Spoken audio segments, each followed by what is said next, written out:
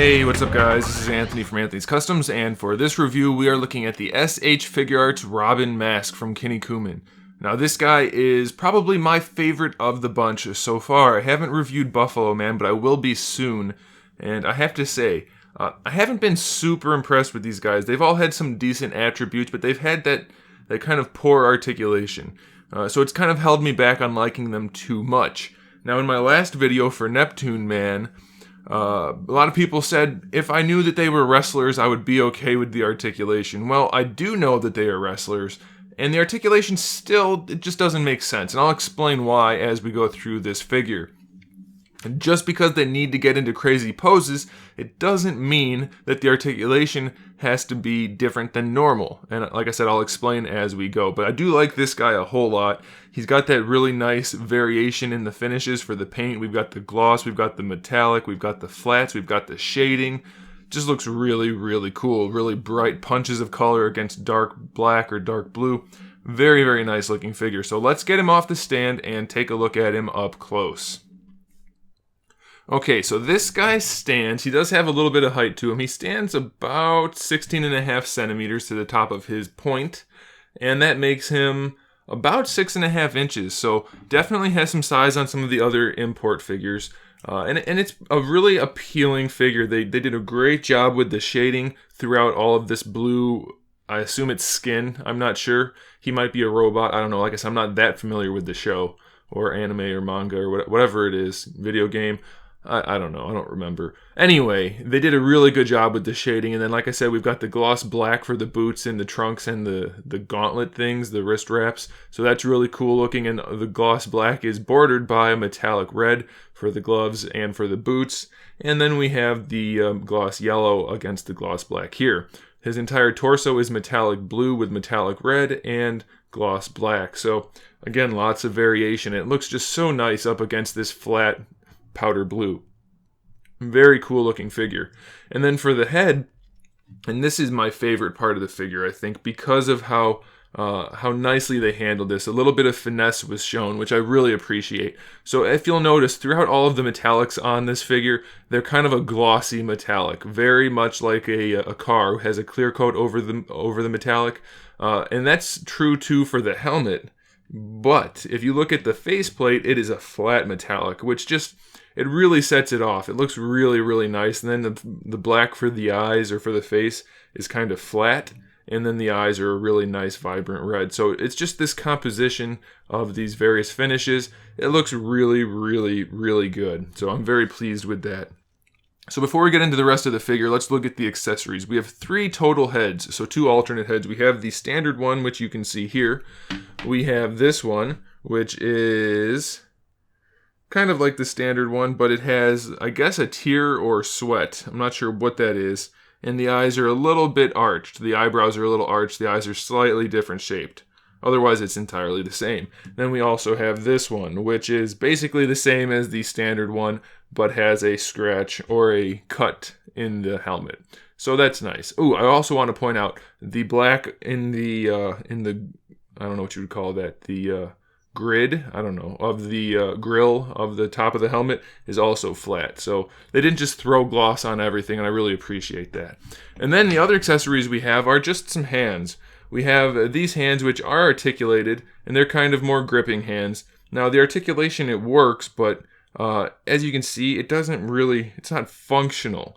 So it's kind of just enough to get him to close his hand around someone's leg or arm or something. Don't expect it to hold any actual weight. You're going to need to use your display stands for that. We also have these hands, which are basically flat hands that have that same type of articulation. Again, it's not super useful, so I'm not really sure why they're putting those hinges in there. They don't really work. It makes a little more sense on the other set because they grip a little better, but these, it just doesn't really work. And of course, you get the fist hands that are on the figure in the package. Alright, so now let's go through the articulation on this guy. The head itself, we can just pop off since it's meant to come off. Now, I want to point out this is not my figure, so I have to be extra careful. The head itself is just on that double ball peg, which you might have noticed on the interchangeable heads. So it should move around no problem. The neck itself, single ball peg. The combination of the single and the double works pretty well. I like it. You really won't have any trouble. A lot of companies like to throw hinges in there, including SH Figuarts, which is kind of odd because these guys have, in some cases, a cheaper design than some of the other figures. They're made a little bit more economically. But the neck peg, it's a much better design as opposed to like the SH Figuarts Dragon Ball Z figures. Without having the hinge in there, you have full control over the posability of the head. When you have that hinge built into it, you almost always have to take the head off and reposition the hinge before you can pose the head how you want. Whereas with the double ball peg, you can just go to town and do whatever you want. So this is a much better design.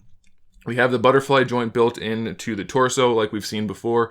It's actually a ball hinge, I think. It could be a ball peg. I can't quite tell on this guy. But it allows the entire butterfly joint, all of this area, to just pull right out. And it works pretty darn well. It works a lot better than it did on Neptune Man. So I like that. And you can adjust it for different poses. So that's pretty good. Now on top of that, we have our classic ball hinge, which has a ball peg going into the torso, which lets the arm move around like that. And then we have the hinge itself, which gives us our shoulder joint, which works pretty well. And the arm, it's a little stiff, but it does work. You can tuck the arm in a little bit to get it up like that. So that's pretty good. It doesn't have the best range, but I think it'll be sufficient. We do have a straight peg going from that hinge down into the arm, which gives you a bicep swivel, but it's not a true bicep swivel, and that's what's disappointing. We don't get a bicep swivel in the arm either, and that's where this whole articulation thing comes in, where people say, well, they're wrestlers, and I say it doesn't matter.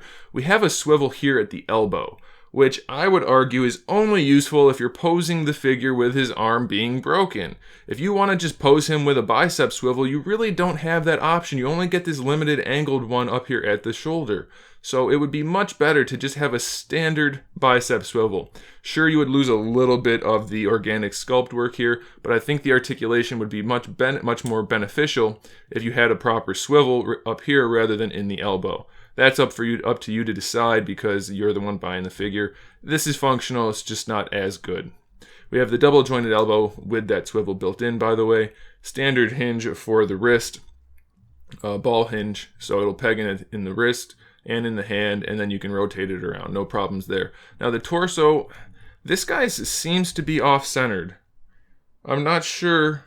I cannot get it to reposition properly. This floating piece, I don't know why they did that. They should have just left it solid, put a double ball peg here, double ball peg in here, and you would have been good to go. But instead, we have a ball peg with a hinge, which it does work at the top. That's fine. So that's good. And it does rotate around. So you won't have any trouble there.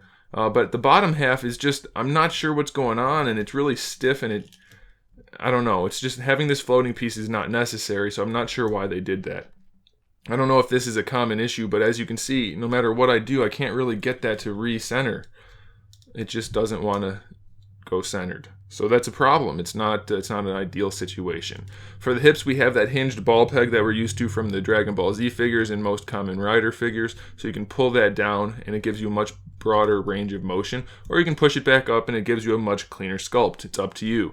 We have that ball peg down here that goes into the socket for the hip, which of course the leg can move around, and then we also have a ball peg connecting from this kind of extra hip piece down into the thigh, so you can give him a little bit of extra posability down there. You have a thigh swivel and a little bit of an extra hinge, so if you wanted to make him do like one of these kind of kicks, you can do that a little bit easier due to that extra joint. I wouldn't use it for much else because it's not quite natural looking, but it's not bad, so it's nice to have the extra articulation. And you do get pretty good range out of these guys. It's not the best in the world since it throws the leg off to an angle due to the trunk's sculpt, but it's not too bad. We have our double jointed knee, which works pretty well, except we have that weird cap on the knee, no pun intended, so it looks a little strange, but it's not too bad, and we do get that same rotation out of the knee that we had in the elbow, which is totally unrealistic, so I'm not sure why they have that in there, especially since the joint itself can rotate, and then the knee itself has a split in it, and it's a whole lot of extra stuff, which doesn't really accomplish too much. For the ankle, we have a swivel at the top of the joint itself, we have a hinge, and then we have a proper ankle rocker. So really nice ankle articulation. For the most part, this guy's a really solid figure. I like him easily the best, easily the most out of all of the other Kinnikuman figures so far. So if you're a fan of the series, I suggest you pick him up. Just be aware that the torso might be a little wonky. And he doesn't have a proper bicep swivel. So there it is, guys. Thanks for watching. I hope you enjoyed the video. Make sure you subscribe to the channel so you can see my upcoming figure reviews, custom figures, and other good stuff. And in the meantime, keep collecting.